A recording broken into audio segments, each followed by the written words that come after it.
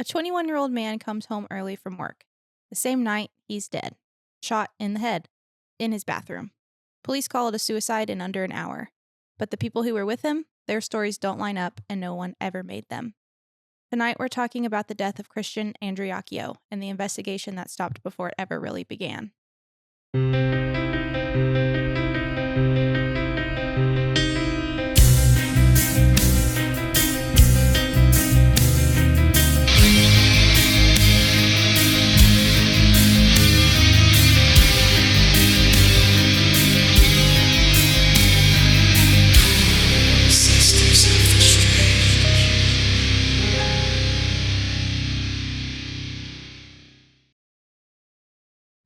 Yeah. Hello, everyone, and welcome back to Sisters of the Strange. I'm Landrey. And I'm Shae. And this is Little Dog. And this is Weena. Come here, Weenie. And this is Weenie. Hello. We got the girls today. Yeah, I figured we'd bring some co-stars. Little's like really hiding behind my computer, so you won't see her very much. Biggie, you probably won't see much of because she's going to do stuff like this. And she's going to be shunned back to the floor. Yeah. But they're so cute. They made my day. I came up here and I was like, oh, there's puppies. Yeah, I didn't tell Shae I was bringing them and Biggie started barking at her. Was that like, what the hell? It did scare me a little bit at first, but everything's fine. Hey, we're not going to knock anything over. Weenie. You can tell which one's like young and like into it. Oh my God, she's so cute. I texted my husband. I said, there's a weenie in here. And he said, excuse me? A big, long red one. Yeah. That's me. Do you have anything? I don't think I do either. I thought that I did, but I can't remember now. Nothing. So. I've been incredibly lazy for the new year. I'm like, me too. I was like, I'm going to start the new year out working out strong. Yeah. No. Well, on New Year's Eve, instead of like going and doing anything, Aaron went back to work. You were at work. Who else? There was someone else that I would hang out with and they had work. What is going on in my brain right now? I don't know. Everyone was busy. And so, Macy had work. So then Caden didn't do anything. Mm-hmm. And so like no one was really doing anything. And I was like, I don't really want to go anywhere either because I don't like staying the night anywhere, but I don't like being on the roads on New Year's at all. And so I just stayed home and I made like a little cocoon in my guest bedroom. And I've pretty much been in there every day since. It's so cute and cozy. I love it. It is. It was very cozy. Yeah, so I don't have anything else that I can think of. I thought I did, but I don't remember. So Happy New Year. Happy New Year. Hope everybody's having a great New Year so far. Yeah, I think everyone's probably been really lazy because it fell like at such a perfect time to just like be lazy. Mm-hmm. And then but starting tomorrow, everything's going to like kick back in. Everything will be good because it'll be the first Monday of the year. That's when everything counts. It'll kick back in. That's where I'll be more busy, like starting again. Yeah, for sure. But no. This case has a potential to either be very, very long or not. So we'll see what we can really get into with this. Okay. But it's a really good one. It's actually one of my favorites. I haven't thought about it in a while. And so whenever I was looking at stuff to do today, I had another topic picked out. And then I remembered that I had seen something about this case or like in relation to this case kind of that happened like really recently. And so it reminded me of it again. This was actually like one of the first, if not the second, I think it was the second murder podcast I ever listened to. Yeah. And it is phenomenal. But this story is crazy. I'm excited. Okay. So many questions. So as I mentioned in the intro, we're going to be talking about the case of Christian Andreacchio. Okay. So Christian was 21 years old and he was from and lived in Meridian, Mississippi. He was very close with his family, with his parents, especially his mom. He talked to her like every day. Her name is Ray Andreacchio, and his parents are a really big piece in this case because they fight for a lot. Yeah. Okay. So Christian was this like happy, driven, had goals type of kid. I say kid, he was 21, but he was still kind of living at home, but he also worked offshore on a tugboat. What? This whole wall is vibrating and it's because Biggie's in there doing something. I did hear that. She's just doing her own thing. I'm just trying not to laugh because I heard her jump on the coffee table in there a second ago too. She's exploring. Yeah, goodness. There's lots of stuff to explore in here. So he also worked offshore on a tugboat on the Mississippi River. So he had goals to be a captain of a tugboat on the Mississippi River. That was like his thing. But he seemed like he was always having a good time. Like in the videos that you see of him, like in documentaries and stuff, like he's like dancing and having a good time with his friends. And like on the boat, he's like always like laughing and like doing silly stuff. And he just seemed like a normal kid. Yeah. But he worked really long shifts. He made really good money for his age. And like I said, he had these plans to be this young tugboat or towboat driver on the Mississippi River. The boat that he was working on at the time was called the Mariana something, but it was some big boat, whatever. Yeah. He'd worked there for a while. And within the first like year that he was there, he had been promoted like 2 or 3 times. So like he was a good worker. Yeah, like driven. Very driven. Lots of goals. He was social. He was very active.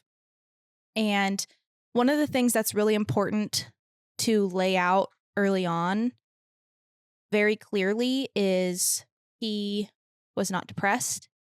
He was not sad. He never had any suicidal ideation. And he had told his mom in the past before, because there was somebody in their this Meridian is a small town. Yeah. So he had told there was a suicide that happened in their town, and everybody kind of knows everybody. Well, this suicide kind of like hit Christian really hard, and he was very upset about it. And during this time, he had told his mom, you know, this is so terrible. This is so sad. If anybody ever tells you that I've committed suicide, you better come looking. Yeah. And like ask questions. Yeah. Because I will never do that. Yeah. So, mental note. That's crazy. He didn't have like this perfect life. I mean, he had a normal life. You know, bad things happen to everybody, right? But nothing about him ever raised any red flags about depression, suicide, you know, things like that. Yeah. So on February 26th, 2014, this case takes place in 2014. So it's still pretty recent. Yeah. He's offshore. He's on a 30-day hitch on the river, and he's supposed to be working. His mom had talked to him that morning, and she had called and asked him about like making plans. They were going to go to a concert. I think a Rihanna concert. She was asking him about tickets to a Rihanna concert, and he was like, "Yeah, I'll have to look at my schedule, but I'm busy right now. I have to go. I'll call you back later. Love you. Bye." And she was like, "Okay," and that was totally normal. Like they just talked all the time about little random things. So February 26th, he's on the boat. He's supposed to be working. And one of his friends on the boat, a lady, I think her name was Christy, apparently he told her, "Hey, I have to go back early. I need to take care of something. So I need to get off a few days early, but I'll come back tomorrow." And she's like, "Okay, whatever." Yeah. So he calls his friend, and his friend's name is Dylan Swearingen. Big key part of this story is this friend. So he calls Dylan, and he's like, "Hey, I need you to come pick me up in Louisiana, and we'll go back to Meridian." And Dylan's like, "Okay." So it's like wee hours of the morning that Dylan comes to pick him up from the docks in Louisiana. And Christian at the time is living in an apartment with his then girlfriend, Whitley Goodman. Also another big person in this story. I like that name. Whitley? Yeah. I do too. So he and Whitley they've been dating for a while. Not really, actually. I think at the time it was like 6 months.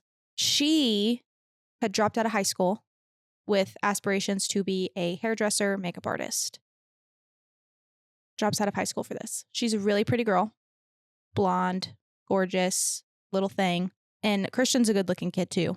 So she moves in for a little while with Dylan at his parents' house. And eventually his parents are kind of like, I don't really know how we feel about this relationship. They didn't really like think she was the greatest for their son, being like a high school dropout. She was kind of crazy, they said. There was just things about her that they like just didn't really care about. And do you have something to say? And so his parents tell Dylan like, "Hey, she needs to move out." So she moves out. And so at that time, Dylan's like, "Okay, well, if she can't be here, then I can't be here either." Because he's like head over heels for her. Like they're in love. He cares about her. He does everything for her. he makes all this money and he's like, Yeah. okay, well, we're going to get an apartment. So he gets an apartment. So they're living in an apartment in town. And while Dylan is away on his hitches, she stays in the apartment. She drives his car. She uses his debit cards and bank cards and things. Pause. You keep calling him Dylan. Is his name Christian or Dylan? Huh? Dylan is his friend. Okay. Dylan Swearingen is the friend. Christian is the main character. That confused me. Okay, I'm so sorry. Did I say Dylan? You've been saying Dylan like this whole time. Oh, God. Okay, well, Christian's the one who works offshore. Christian gets the apartment. Christian, all the things. So she lived with Christian? She lived with Christian. Okay. In his apartment. You keep saying Dylan, so I was so sorry. very confused. So I was sorry. like, wait, who the hell? Wait a minute. Who's Dylan? Yeah, what is going on? Okay, tracks. So they kick Whitley out. They move into apartment. Whatever. Okay, back to February 26th. He says that he has to get off the boat early, calls Dylan Swearingen, his friend, to come pick him up in Louisiana to come back to Meridian. So this is really important because Christian arrives home the same day that he dies. So he gets off the boat and gets home the same day. Weird. And that matters because it tightens that window. Yeah. That there's not much that can happen in between Dylan picking him up and getting to the house, right? Yeah. So when Christian gets back to the apartment, there were only two people there. His girlfriend, Whitley Goodman, and his friend, Dylan Swearingen. Nobody else is there. There's no party. Nobody comes over to hang out or say hello. No strangers. It's just them three. So that narrows things down again to just this one small circle.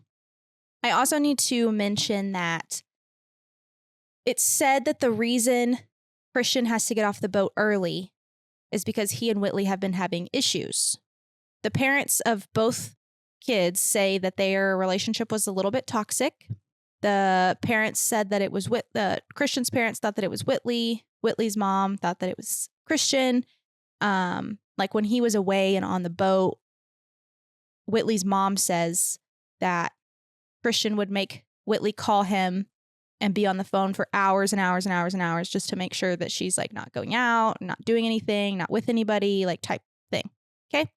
But it also apparently somebody had called Christian while he was on this hitch and said, hey, I just saw Whitley in your car with some other dude who's apparently like a known like dealer. And so obviously that pisses him off and he's like, hey, I need to go take care of some stuff. The way Aaron would drive home if something like that was going on. Right. Yeah. So he tells his friend Dylan, like, hey, I need to go talk to Whitley. I need to confront Whitley. Like, we have to have this conversation. I just need you to come get me and bring me back to the house. And Dylan's like, cool, whatever.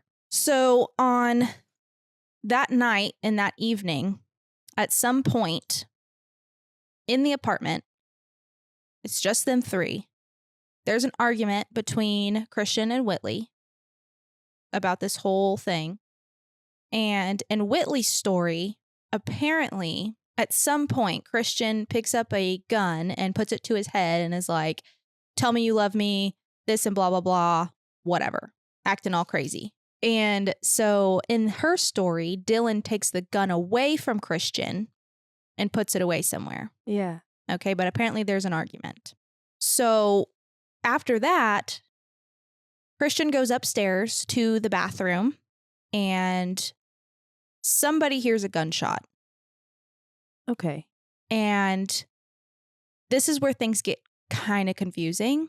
Whitley and Dylan's stories do not match up at all. That's good. At all. Considering they're the only two people there. Correct. That are alive still. So either Whitley or Dylan discover Christian upstairs in the bathroom. Okay. So let me lay the scene out for you. So it's a small apartment bathroom. You walk in the door. There's the vanity and the sink. The toilet's right next to it. And then there's the shower bathtub. Mm-hmm. One of those small, like a half bath, but it's got sink, toilet, shower. Yeah. And Christian is kneeling down on the far side of the bathtub away from the toilet. He's on his knees and the top half of his body is slumped over the bathtub. And apparently there is blood draining into the drain of the bathtub. But on the scene, the blood spatter does not match the trajectory of the bullet. Okay? There is a bullet found in the bathtub, but there's also a mark on the wall of the door frame behind Christian next to the outlet by the sink. There's like a little like piece of drywall that is like crumbled off on the wall. As if it had been like as in if the it wall. had hit the wall or ricocheted to the bathtub as part of it, or it was in the wall and was dug out of the Moved. wall and put into the bathtub. Yeah. Okay. Because that's a very odd position to be found anyway. Mm-hmm. Exactly. So Dylan is the one who calls 911. The friend is the one who calls 911. The police show up, and this is where everything just kind of goes downhill. So in the 911 call, Dylan's like, my name's Dylan Swearingen. My friend's dead. We think he shot himself. You can hear Whitley screaming in the background, just wailing and screaming. And the parents are like, yeah, that's fake. Like when they're interviewed like later, they're like, it sounds so fake. Yeah. They think that she killed him. All this thing. So the police show up and they're on scene for less than an hour. Within that short window of time, they decide that the death is a suicide. And that's it. No questions asked. So there was never any full crime scene reconstruction. There was no autopsy ordered at the time. There was no fingerprinting of the gun, which was also found in the bathroom that I will go over. And there was no blood spatter analysis from the police department.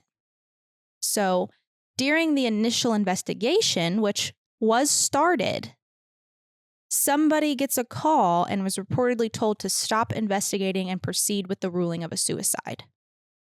What do Whitley's parents do? Nothing. Yeah. No, I'm like, what kind of career do they have? Right. Nothing like of substance that you would think. Huh. But they just shut it down. They say it's a suicide. They shut it down.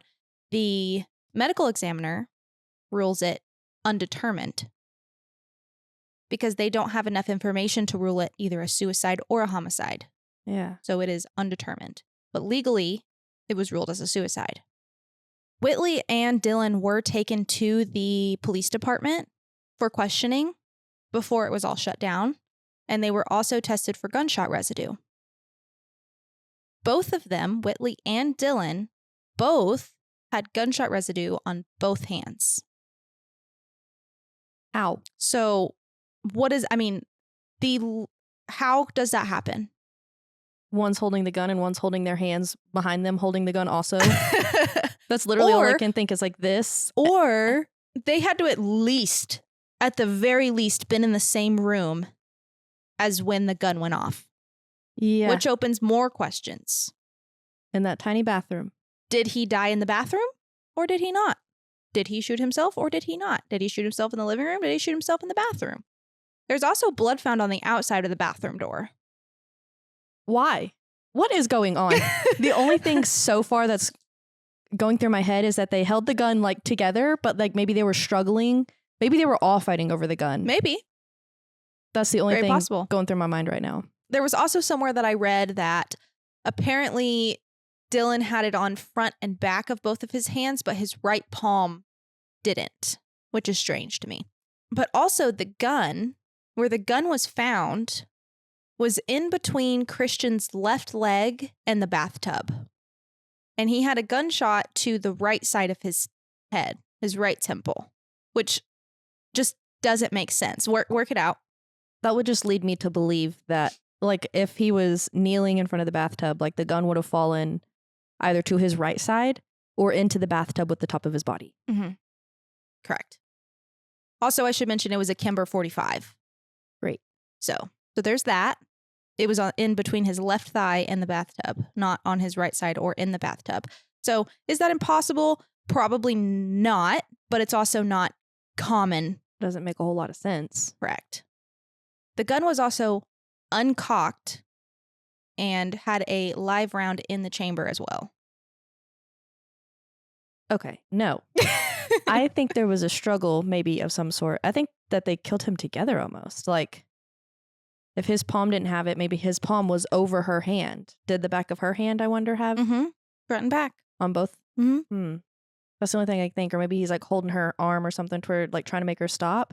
Crazy. Like maybe she's doing it and he's trying to make her stop. So his hand is like covering her arm to where it's not going to get on his palm, you know? Mhm, But it would maybe. still get on the exterior. Mhm. And like maybe he's trying to, like maybe he went behind her. Could have been.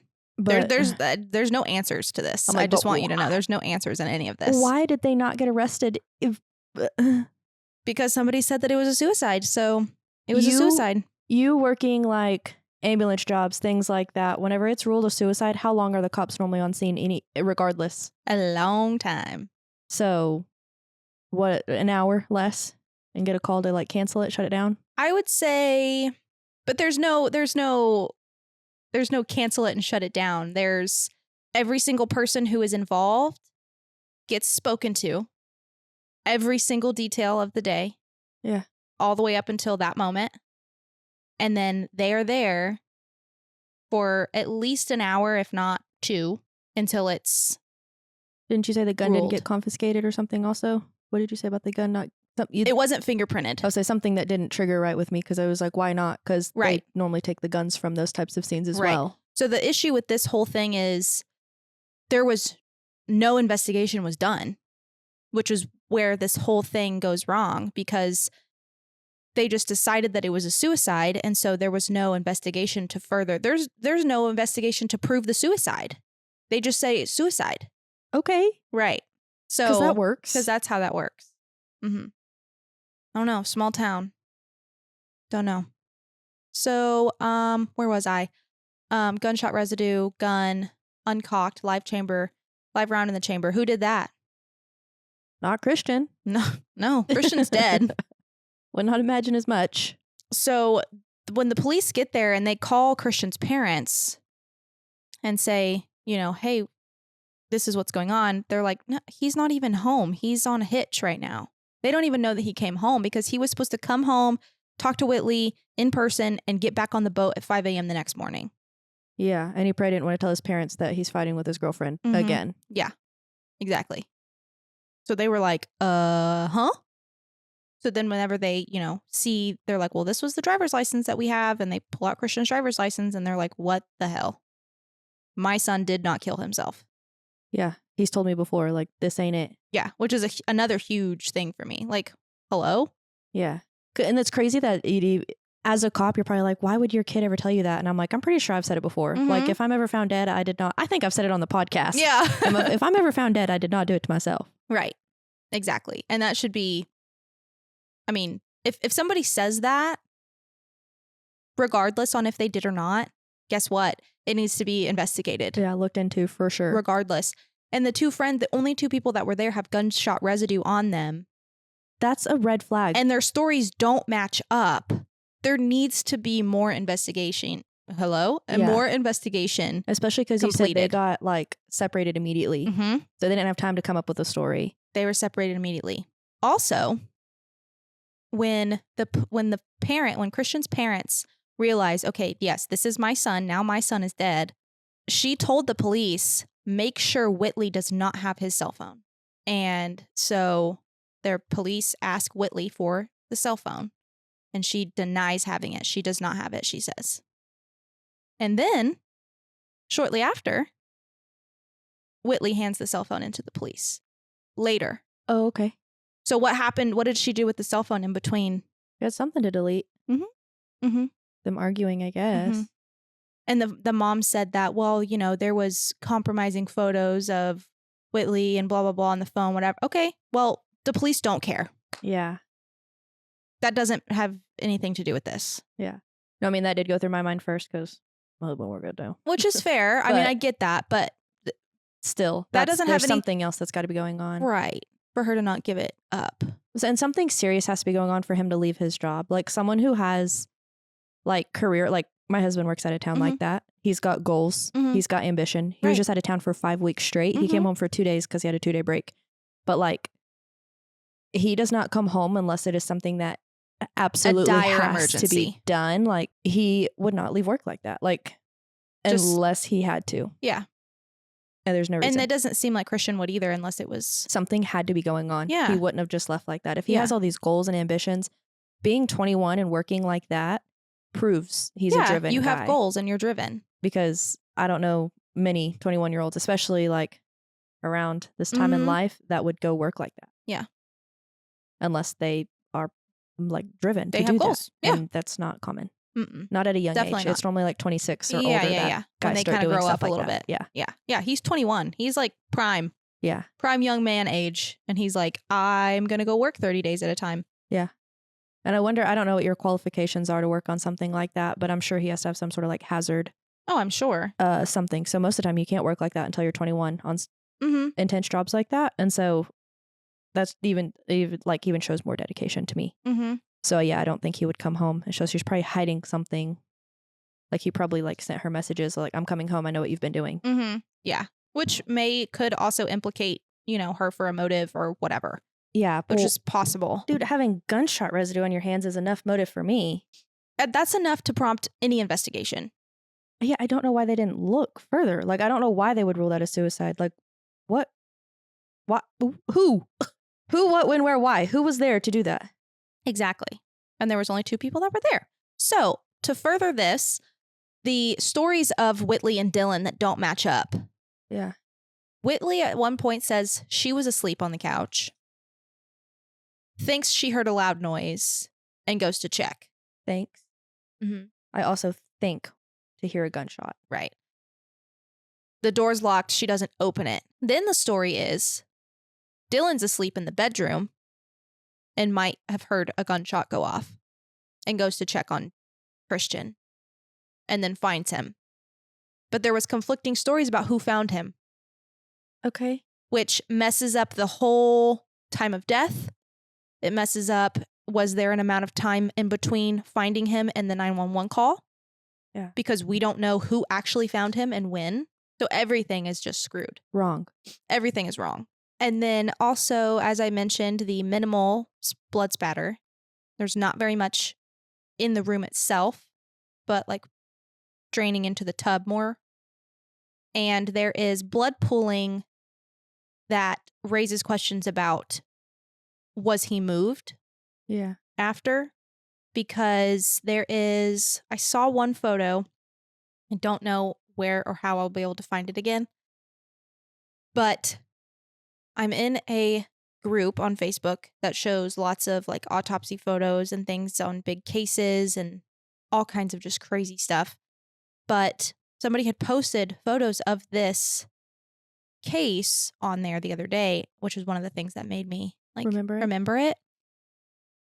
And he had some livor mortis on the back of his calves, which in the position that he was found, his calves are facing up because he's kneeling. Yeah. That's not going to happen. Yeah, that's what gravity is what makes that Correct. happen. Yeah, livor mortis is where the blood pools to the bottom, like however you're laying. If you're laying on your face, it'll pull in your face and your belly. If you're laying on your back, it'll pull in your back. And yeah, like the that would back have of been your his legs. shins realistically if that's the case. Yeah, shins, knees.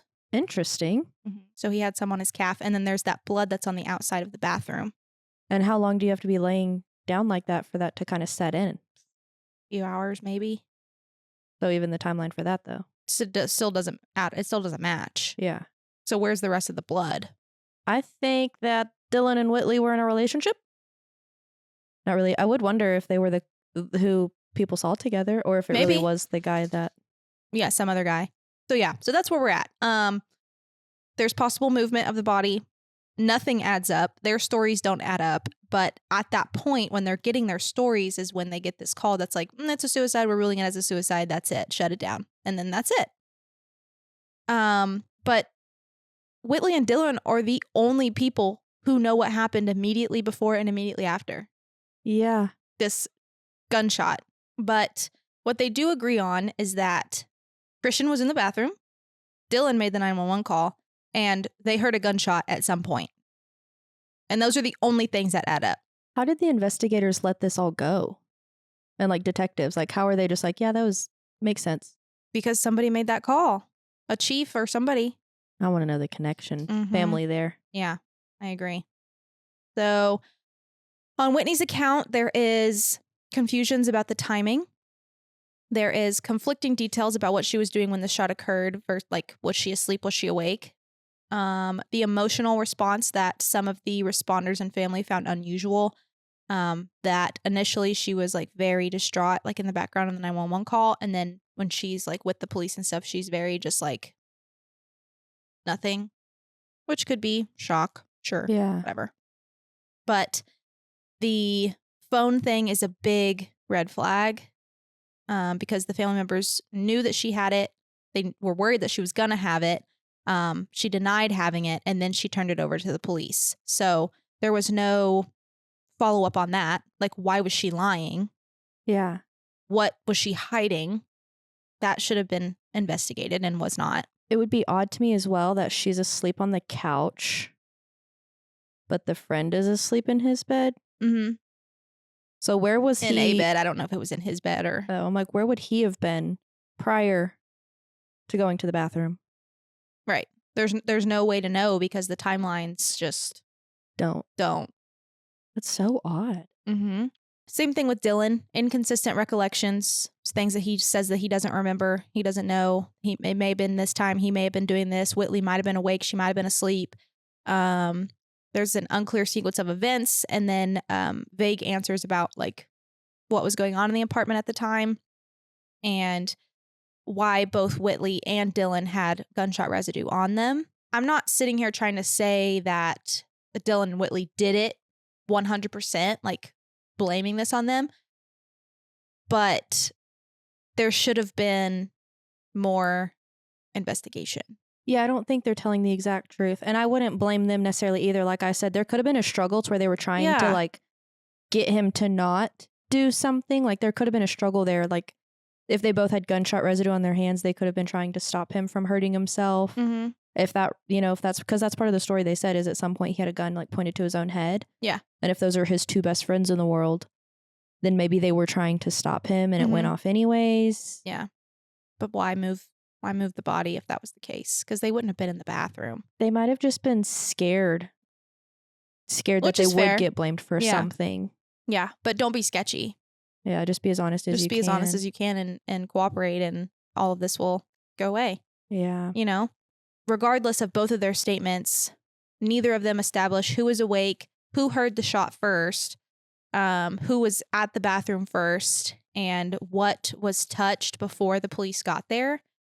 If they went into the bathroom, you know, did they touch the gun? Did they touch Christian? Did they, you know, what all could have been messed up? Yeah. Because, you know, once a scene is disturbed, it's even unintentionally, it's like you don't have much else to go off of. Yeah, it's very compromised. Depending on how much has been compromised. Yeah, exactly. But anyways, regardless of all of this and regardless of all of the inconsistencies, it is still and still is now to this day ruled as a suicide. But the family, like I had mentioned, his family, Christian's family, continues to fight for this and demands answers. They had outside experts like crime scene reenact or like reinvents whatever, blood spatter experts. They had all of these people like come in on their own account, and these people are like, it just doesn't really add up. It doesn't add up to suicide. It really truly doesn't. But there's nothing that they can do with that. I was like, can you even reopen a case like that? The investigation is reopened, but the grand jury does not indict anybody. Dylan and Whitley are not indicted on anything. Oh. So that's it. Because they don't have anybody else. Yeah. There's not a singular other person that would have been involved. Yeah.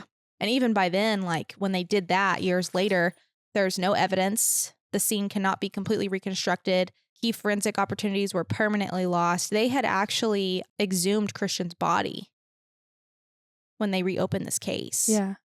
And there's nothing that can be found. Even gunshot residue on him is no longer like there's able to be found. Yeah. I don't know why you would exhume his, just to know that he did. You already saw what he did, you know? Yeah. It's different. So I really wish that there would have been fingerprints on the gun. Yeah. Because that's a big, who uncocked it? And reloaded And why it. was there a chamber in the a round in the chamber? Yeah. They should have fingerprinted everything anyways. Right, exactly. Regardless, but it was all shut down. So this case is very frustrating because you feel like there's a clear answer, but then there's not. There's no answers because of the way that it was handled Yeah. professionally. There's clear answers to it wasn't investigated, not necessarily correctly, because there was someone who told them not to investigate it correctly, I guess. Mm-hmm. And there's clear answers that something did happen that is not being told what happened. So it's like we've got the answers here. Right.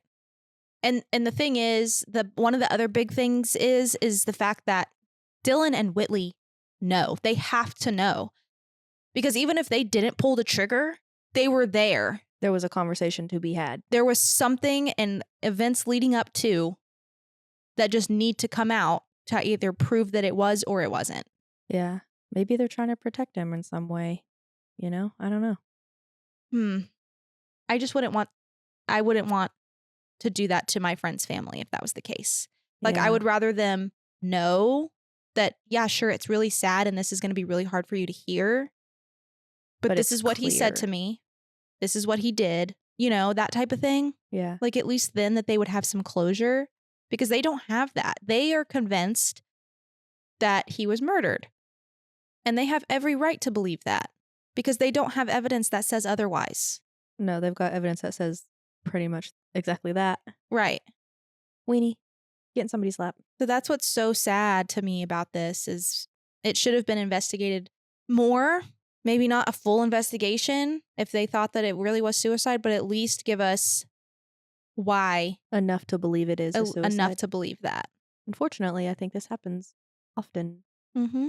Yeah, it is really sad. I'll continue when you're done. After that brief intermission. Yeah, sorry. No, I thought my dogs were going to be great to bring in. They're doing okay. They're doing okay. She just has a lot to say. Well, she normally just sleeps in my She feels lap. the same about this case as I do. Clearly. She normally at home, they're both very good about just like sitting in my lap. They don't do much. Not the case right now. I'm dying. She's like, who are you laughing at? I'm sorry, it's not funny, Weenie. So, anyways, that's really as far as I think that we can get into this today, as far as all of those like inconsistencies.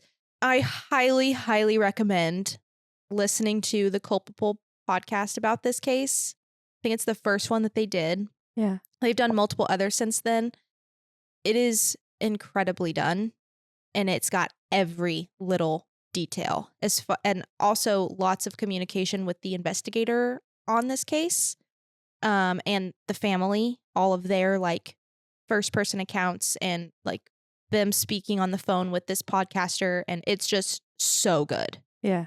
And it's long, like there's like 14 or 15 episodes, and it's so good. Gosh, 14 or 15 episodes on. Dang. It's in detail, very much in detail, but it still doesn't answer any of the same questions that you and I would have. Yeah. It just, to me, it just doesn't add up. No, I mean it adds up, but not all the way. Not in a way that we would want it to. No. But the reason that in the beginning when I said I had seen something that related to this case that reminded me of it, not only the pictures on Facebook that I saw, same group, somebody had posted that Whitley Goodman passed away by way of suicide recently. Oh. Mm-hmm. Interesting. Mm-hmm. And they did I think there was a 48-hour episode as well on CBS that they did. And one of the clips in the episode, she's like, this is her, by the way. This is Dylan and Whitley. Oh, they both look very normal. Mm-hmm. And this is Christian. Oh. Mm-hmm. Yeah. But anyway, there's like a clip in the episode where she's like, I don't care like what you think of me. Like, I don't have any reason to. Oh, she's just so far over it. Mm-hmm. She's like, I don't have any reason to like convince anybody otherwise at this point. See, that makes me think that they probably were trying to like stop something. Don't know if I believe that. Oh, also, I need to mention this. I don't have all the details because I didn't want to get like too deep into this because there's there's so many little details. After his death, Dylan is seen at an ATM trying to pull out money from Christian's account. What? Mhm. Okay. At a bank, at an ATM, he's like seen on camera, and he's trying to pull money out of Christian's bank account. And there was also some conversation that Whitley was concerned or asking questions about Christian's life insurance policy. Huh. So Those are red flags. Yeah, for sure. that should have, guess what, been investigated. Yeah. It's hard because there's like evidence against them, but there's not enough for me to be like, okay, guys. Right. You know, like I don't want to point my fingers at No. them because there's not enough evidence that says it was them, and there's not enough evidence to say it wasn't. Mhm. And there's not enough evidence to say that they were just trying to stop him from doing something. Like there's really nothing that says yes and nothing that says no. Yeah. So it's hard to like want to point fingers at anybody. Yeah. But again, I come back to, if it was a suicide, prove it. Okay? If it was a homicide, prove it. You can't just decide not to do anything about it. Yeah, there's got to be some influence there. It's insane. It's an insane case. Highly recommend listening to Culpable. I need to listen to that. You would like it. It's easy to listen to. I need to listen to it. I'm trying to be better about like listening to podcasts again, because since we started our podcast, I don't listen to podcasts anymore. Like this year I was trying to keep track and like go back to because I did like a 2025 favorites, and so I was trying to look at what my podcasts were, and I'm like, didn't listen to like any. One. No. And I used to listen to them all the time, but now I just listen to us. Yeah, me too. We're the Highly best. recommend. Highly recommend us also. Yeah, I wanted to do the case justice in our point of view and like the way that we would cover a case. Yeah, and the way you go through it. With the details and as much as I could without like deep diving, because this could be multiple parts with each little story of Whitley, story of Dylan, and, you know, Christian and what led up to those horrible moments. But I think that Culpable does a really good job of showing that. Yeah. So. Just even, none of it adds up. I'm thinking of the way he was found. Just that position alone. Because even I would think that he would be maybe slumped down onto his feet and calves, and like only like the top half of his torso maybe like leaned over, but it's like his hips are leaned over the bathtub. Yeah, it's like he intentionally was like, oh, well, I know I'm going to do this and I don't want anyone else to have to clean this mess up, so I'm going to do it in the bathtub. But the blood being outside of the bathroom, why is there blood outside defeats the purpose of that. Yeah. But also, what a weird way to try and like clean up your own mess. Like if you are suicidal, you don't care about all that other stuff. You're not caring about someone else having to clean. You're not caring about, you just don't care about all of that. Yeah. You're done caring. It doesn't matter. Yeah. And so that doesn't make much sense. But it also doesn't make sense that he was shot in the right side of the head, but behind him, also on the right side of the room, there was a piece of drywall that was cracked or dug on or whatever. Messed with. Yeah. Yeah. Or in where the gun was found. I definitely, and like you said, the lividity stuff or whatever. Yeah. I definitely think something occurred, whether it was them actually hurting him or them trying to stop him. Clearly something occurred. I don't really think it was self-inflicted completely. Maybe a little bit, but I think there was some sort of like trial and error there. Yeah. Something's not right though. Something just doesn't sit right with me. And it's the investigation. Yeah. Because had they investigated further, we would have answers. And we just don't. So it's all left up to interpretation. There's poor family, because there's no way, like they live with that every day, thinking about it constantly of like, I know something was wrong, and why didn't y'all help me figure out what was wrong? Yeah, exactly. And you got to think in a small town like that, everyone talks like they're talking about his family all the time. Oh yeah. And his family just like has to like live with that and know that. And they know that something wasn't right either. Yeah. I bet you could go to that town and get the real answers, like talk to the right people and get some pretty good insight. Yeah. From an outside point of view. Yeah. Something's going on there. Also, you kept saying apparently, and it just kept making me think of apparently I've never been on live television before. Yeah. I was watching a video like that the other day. It was like, what all are your like vocal stems. Like, what are the ones you say the Oh my most? God, I have so many. And it said like, but it was like trying to like count you out. Like as soon as I say the one, and the very first one it said was, okay, let's go. And I was like, I say that all the time. I'm out. So immediately the first one I was done. And then I've been seeing a lot of the, it's like good night to everybody except if you listen to this song today, or good night. And there was a One Direction version last night. Now you better believe I listened to every single one of them. Everyone. Yeah. Did you get the TikTok I sent you? And it was, there was the Under the Lights Tonight. It came on in a bar. And they were all, there was a girl on the pole getting it. And I was like, I want to be at the bar when that song comes on. Oh my God. Where do I go what bar do I go to for that song to come on? Right. Exactly. I mean, I guess realistically speaking, we could go to any bar with like a Touch Tunes. Woody's. We could Let's go. We could just make our own party, and everybody's like, "Who put this on?" And you look at us. We're just jamming. We're on the table. We'll find our people. Question answered. Yeah. And it sounded like everyone around her was singing that song. Yeah. Everybody's having a good time. If only y'all could see around the room to see how just disastrous. It's mainly Biggie. She has not sat still, not once. She's doing a great job. She's making a nest right now. Little Dog behind the camera. Little Dog's pretty much doing what I expected. Yes. Biggie's starting to do what I expected, but in her own world. She's gonna knock the camera over in a minute. Yeah, she falls off surfaces a lot. No one cares less about a weenie dog's back than a weenie dog. No. Because she just doesn't care. She's just rooting around. That's all I have on Christian Andreacchio. It's very tragic. If you're from around there and for whatever reason you listen to this podcast and you have some insight, please send it to sistersofthestrangepodcast@gmail.com, because I would love to know more. We are from a small town where things like this have also happened. Mm-hmm. And the amount of sides you hear to every story is always so intriguing. Insane. And it's, whether you're biased or not, like you end up hearing a side and you're like, oh, that kind of tracks. That one makes the most sense. Yeah, that could be true. And yeah, we'd love to know more. Mm-hmm. Tell me all about it. Yeah, and don't be scared to send your ghost stories. We love getting those. Like, follow, subscribe, all the good things. We've had some pretty exponential growth, which is exciting. Mm-hmm. And a lot of people who are like, I'm caught up now. And I'm like, oh, sorry. Oh, no. You can just re-listen to all of our other episodes. Yeah, just keep listening to them. Keep interacting with our stuff. Yeah, it's been a lot of fun. It's 2026 is going to be a really, really good year. We're calling it. I'm putting it out there. Putting it out there. It's going to be a good year for us. Send us all of your recs that you want us to cover this year, because we got a lot of time. Yeah, I had a friend send me a list the other day. Oh, wonderful. So I was like, I'm in. Perfect. I started on one of them last night and I was like, I'm not doing that yet, because I tend to do that. I wait till like the night before. On some cases, like Richard Ramirez, I did not. I got him done. Like I watched throughout the week.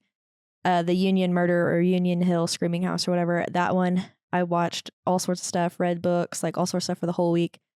And then there's some days where it's like I said, this whole week I've been so lazy. So writing a story, I was like, started on what she sent me and I was like, I need to do way more research. So then I ended up Sometimes switching. you open up a can of worms and you're like, oh. Yeah, that's what I did with Skinwalkers, which is why I still have not covered them. Yeah. It's a whole thing. And I also want to do it justice, as I've mentioned, because it's a cultural thing. Mm-hmm.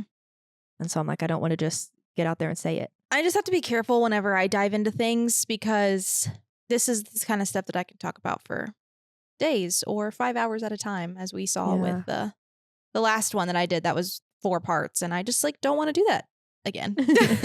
My problem is it took up a lot of my life. I end up kind of putting I'm not having a hard time, but sometimes I think our opinions slip out and we don't mean for them to. Mm-hmm. And some people don't always like our opinions.